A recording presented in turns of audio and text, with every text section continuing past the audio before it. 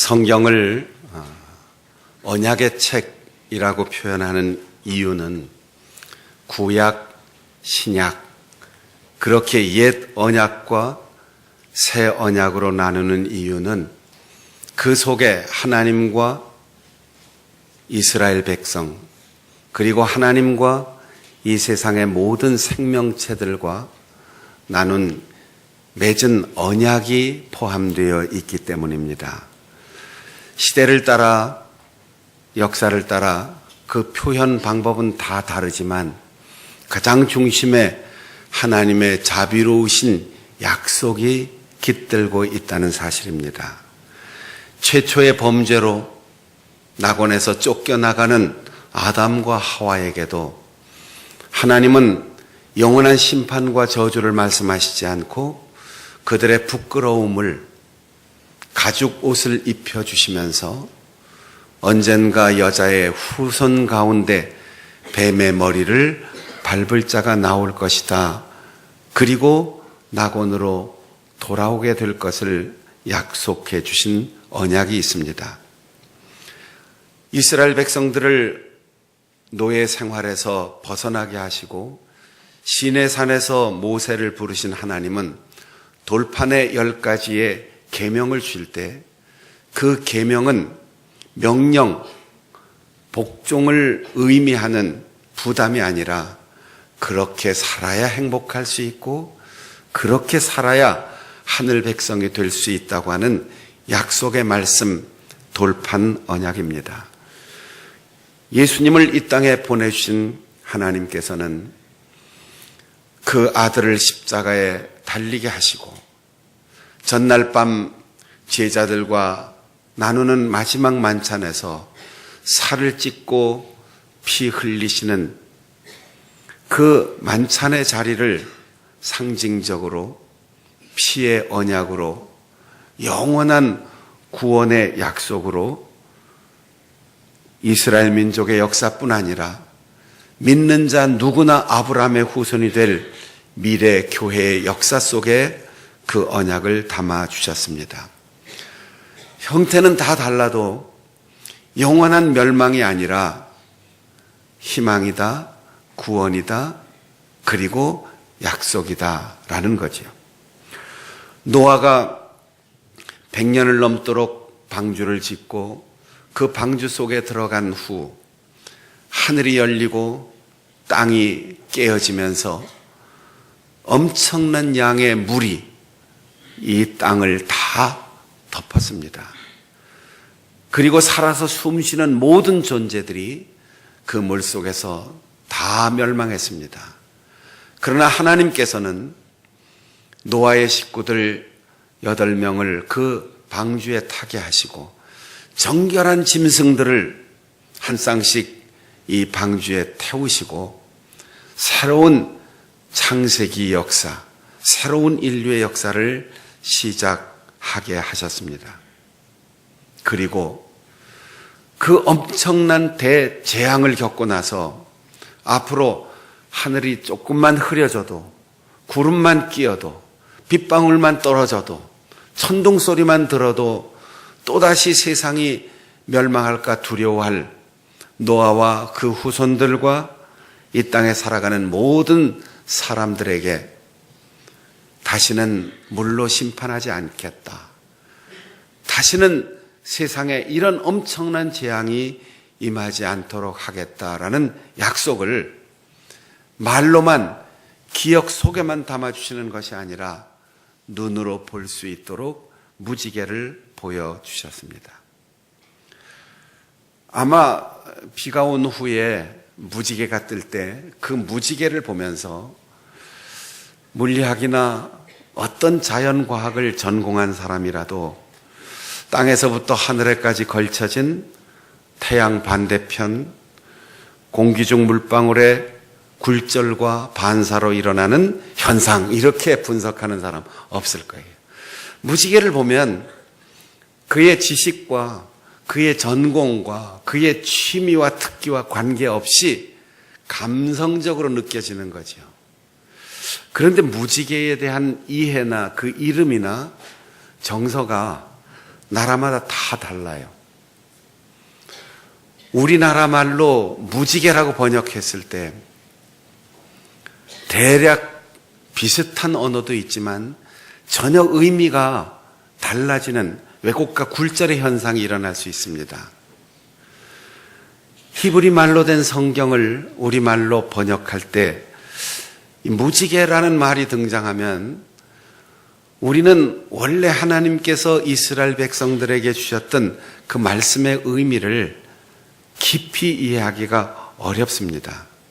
우리말 무지개는 물이란 말과 문이라는 뜻의 지개, 이 두 단어의 합성어입니다. 물지개가 아니고, 여러분 혹시 옛날 시골에서 사실 때 나무 가지로 얼기설기 엮어서 울타리를 만들어 놓고 그 집을 드나드는 문을 기억하십니까? 고래등 같은 기와집의 큰 문은 나무 판자로 해서 두 쪽이 이렇게 열리게 되어 있어요. 이게 문이에요. 그러나 나무로 된 울타리에 그렇게 두 쪽 문을 다는 집은 없습니다. 문 때문에 울타리가 다 무너지지요. 그래서 한쪽만 열었다 닫았다 할 수 있는 한 짝을 달았는데 그걸 찌개문이라고 했어요. 우리 한자에는 문이 두 가지가 있는데 문, 이건 집의 대문이나 궁궐의 대문처럼 두 쪽으로 되어 있어서 닫혔다가 열리는 거, 이게 문이에요. 그리고 그 문 안으로 들어가면 우리 집에 작은 문들이 있는데 이 문은 한 짝만 열고 닫게 되어 있어요. 이걸 호라고 말합니다. 집에서 방문에 바르는 이 종이를 창호지라고 그러잖아요. 그리고 문과 달리 작은 한쪽만 여는 그 집 안의 문을 창호라고 하는데, 큰 문, 작은 문 다 열렸다, 이런 의미로 문호를 개방한다, 이런 말을 쓰기도 하지요. 무지개란 말은 그런 한쪽 문이 공중에 달려있다, 우리는 이렇게 이해를 했던 거죠.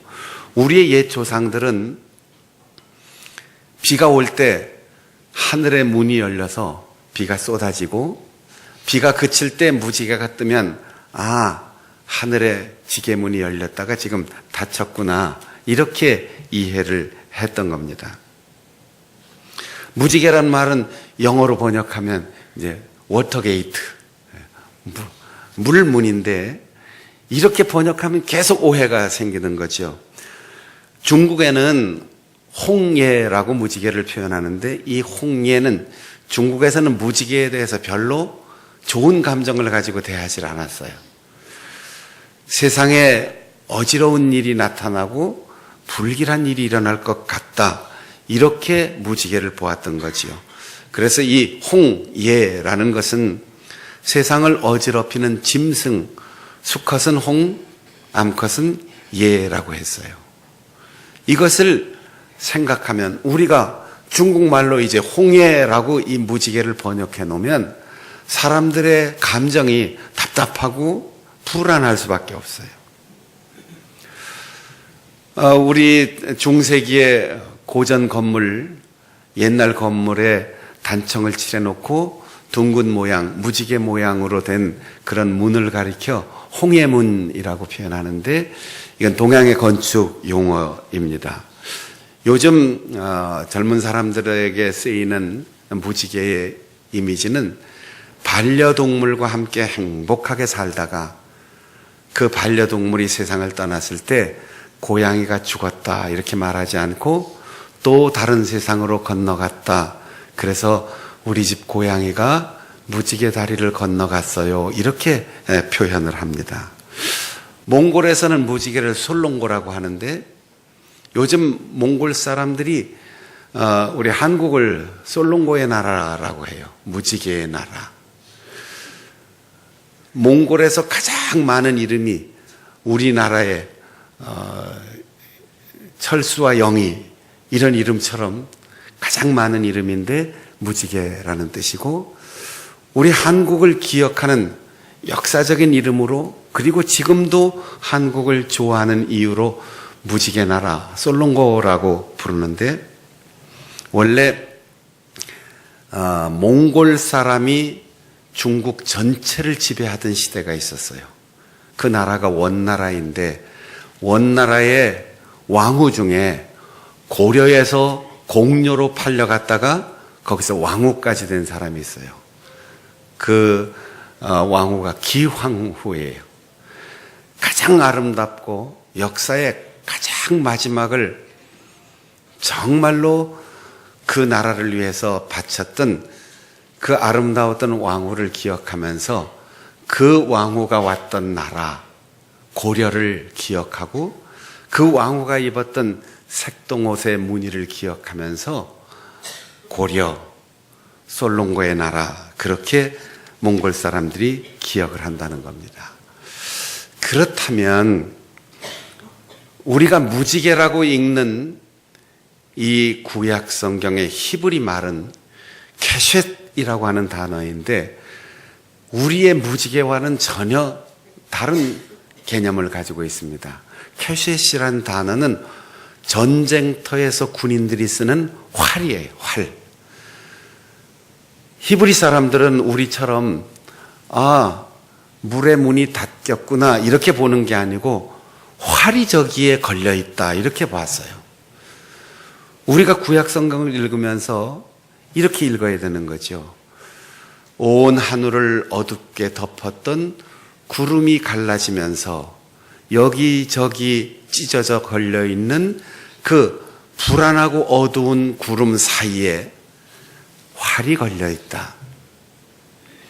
히브리 사람들은 억센 장마비가 쏟아질 때 하늘이 캄캄하고 우레소리가 울리고 번개가 번쩍이면서 이 땅에 대재앙과 같은 어려움이 닥쳐올 때 하나님께서 이 땅을 징계하시고 하나님께서 이 땅에 진노의 화살을 쏘신다 이렇게 생각했던 거예요.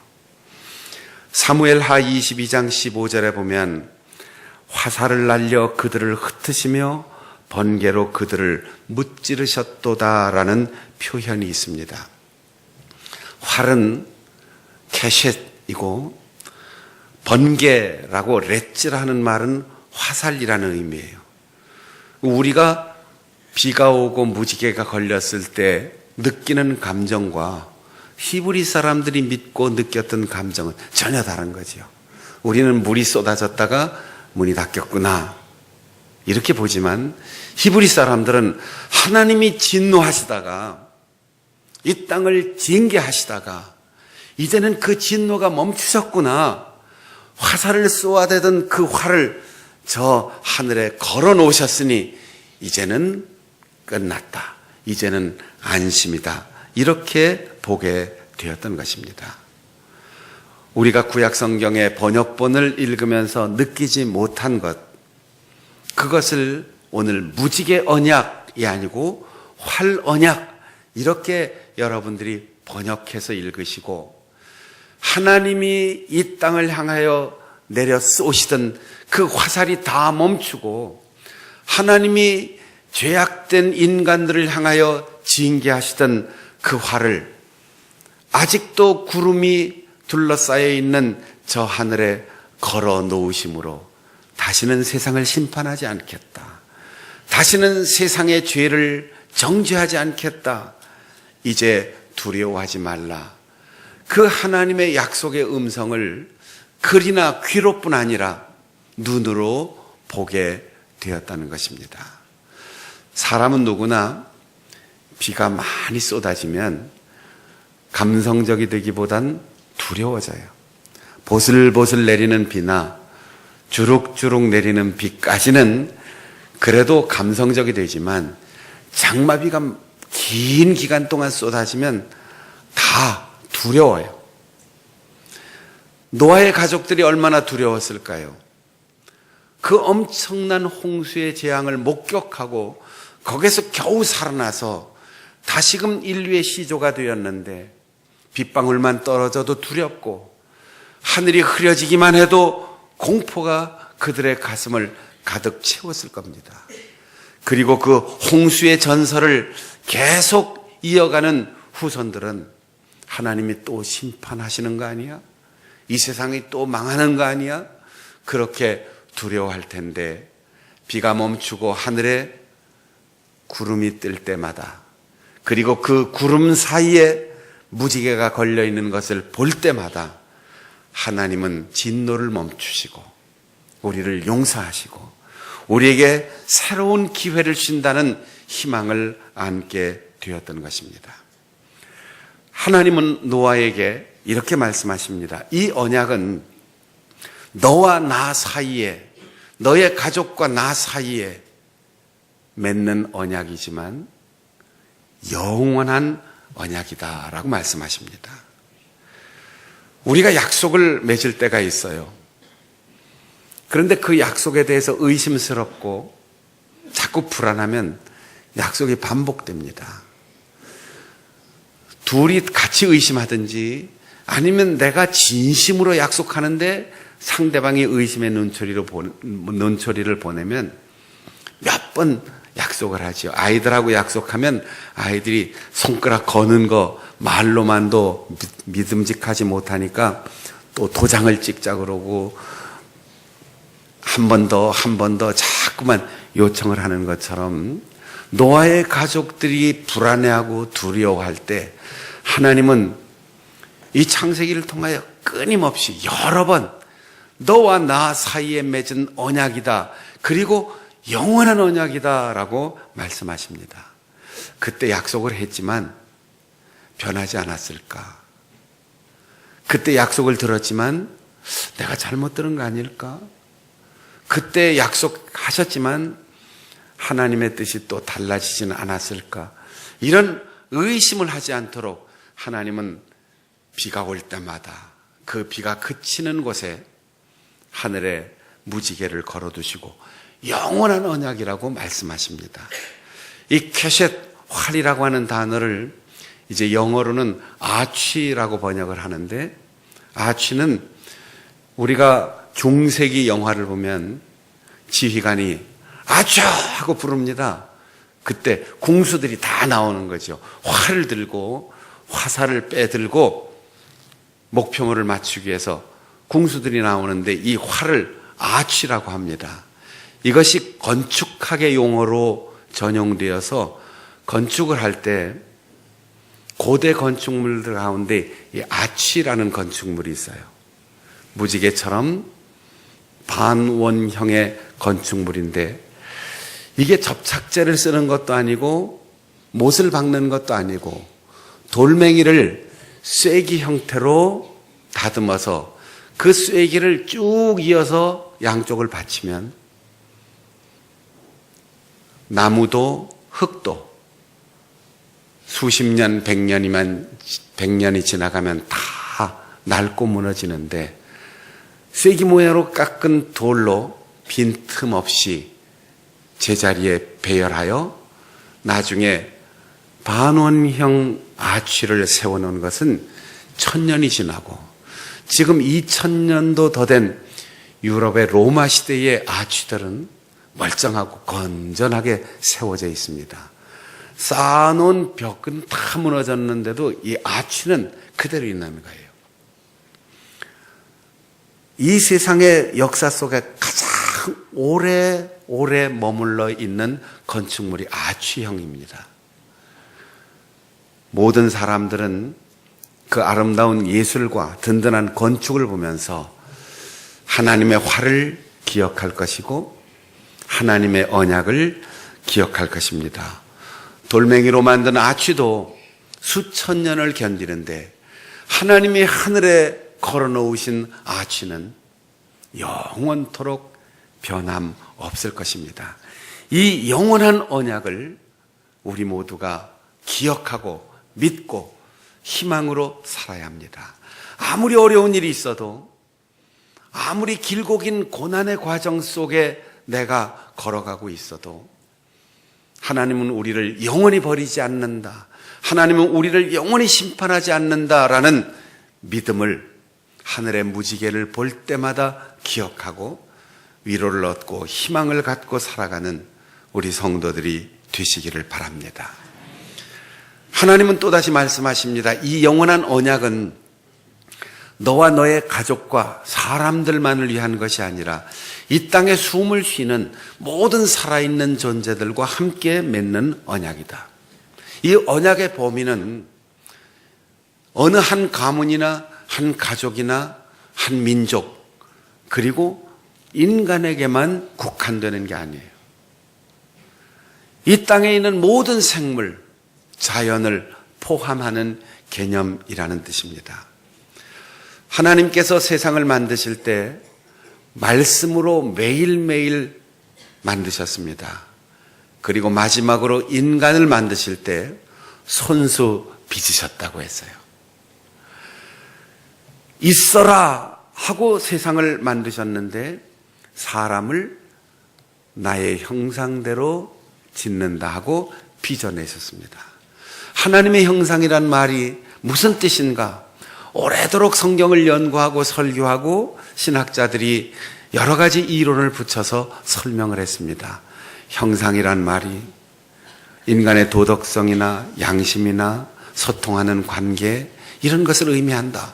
하나님이 손과 발이 달린 것은 아니고 우리처럼 눈이 2개 달린 것은 아닐 테니까 그런 관념적인 것으로 이해했지만 성경이 기록되던 당시 형상이라고 하는 말은 그림, 조각, 그리고 진흙에 무언가를 찍어 놓은 반영 이런 것을 의미하였습니다. 로마 제국이 온 세상을 지배할 때 식민지 국가에는 그 나라의 임금을 허수아비로 그대로 세워두었어요.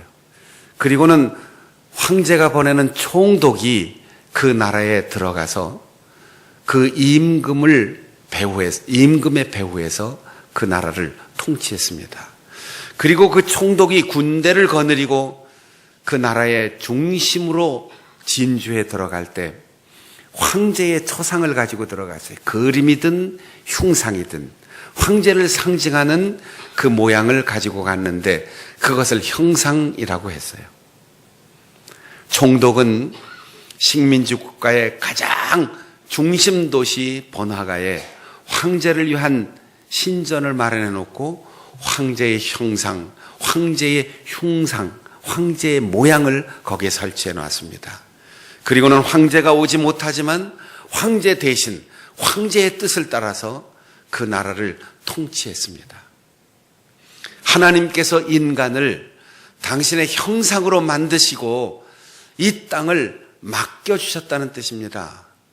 그것은 마음대로 폭군으로 통치하라는 뜻이 아니고 아끼고 보듬고 황제의 뜻을 따라 잘 보존해야 할 사명과 책임이라는 뜻입니다. 하나님의 형상으로 만들어진 인간이 이 세상을 파괴하거나 이 세상의 자연 만물을 괴롭히는 존재가 아니라 하나님의 따뜻한 사랑으로 보살피고 가꾸고 보호해야 할 책임적인 존재라는 뜻입니다. 하나님께서 무지개 언약의 모든 생물을 포함시키신 것은 인간에게 주신 사명과 책임입니다. 나무 한 그루, 풀 한 포기, 물 한 방울, 벌레 한 마리까지도 하나님이 만드시고 우리에게 맡겨주신 것이기에 파괴하거나 괴롭히거나 죽이지 말고 잘 가꾸고 보듬어서 하나님이 처음 만드신 그 상태를 잘 유지해야 한다는 뜻입니다. 그리고 기억하라고 하셨어요. 사람은 자꾸 잊어버려요. 어제 후회했던 것 오늘 또 반복합니다. 작년에 후회한 것 올해 똑같은 일 또 저지릅니다. 어제 내가 얘기했는데 나이가 먹을수록 그때 그 얘기 했는데 가족들이 그래도 언제 그런 얘기를 했어? 내가 언제 그런 얘기를 했단 말이야? 괜히 우기기를 좋아해요. 그러니까 하나님께서는 나이를 먹어도 역사가 오래 흘러도 입으로, 글로, 기억력으로, 말로 전하는 그 모든 것을 초월하여 반드시 볼 수 있고 눈으로 들을 수 있는 장치를 하늘에 걸어 놓으셨어요. 그리고 두려울 때마다, 의심스러울 때마다, 잊어버릴 때마다 하늘을 보면서 하나님의 진노가 멈추고 하나님이 다시는 물로 세상을 심판하시지 않겠다, 이 언약의 모든 피조물들을 다 끌어안고 인간은 사명자로, 책임적인 존재로 살아야 한다라는 하나님의 말씀을 듣고 기억하라는 거죠. 제가 가끔 여러분들에게 소개하는 시가 있는데, 윌리엄 워즈워드라고 하는 시인의, 제가 중학교 때 우리 선생님이 다 외우게 하고 다 번역해 오게 한 무지개라는 시가 있어요. 우리말로는 이게 무지개라고 번역했지만 원래 제목은 내 가슴이 설렙니다. 이게 제목이에요. 이 제목을 잘못 번역하니까 마치 무지개 감상문처럼 그렇게 생각하는데, My heart leaps up when I behold a rainbow in the sky. 이 말은 제목이 나는 가슴이 설렙니다. 하늘의 무지개를 볼 때마다. 왜 설렐까요? 모양이 아름답거나 색채가 찬란해서, 비가 그쳤기 때문에? 그게 아니고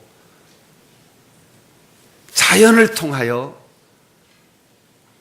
우리에게 경건하게 말씀하시는 하나님의 음성을 진지하게 들을 수 있었기 때문에, 아무리 내가 실수하고 아무리 우리가 죄악을 반복하고 아무리 우리가 두려워도 하나님의 약속이 변치 않는다는 저 활이 하늘에 걸리는 광경을 보면 하나님이 용서하시는구나, 하나님이 나에게 미래의 희망을 주시는구나, 하나님이 우리를 그래도 다시 쓰시고 이 땅을 품으라 하시는구나, 그래서 내 가슴이 설렙니다 하고 시인은 노래했던 것입니다.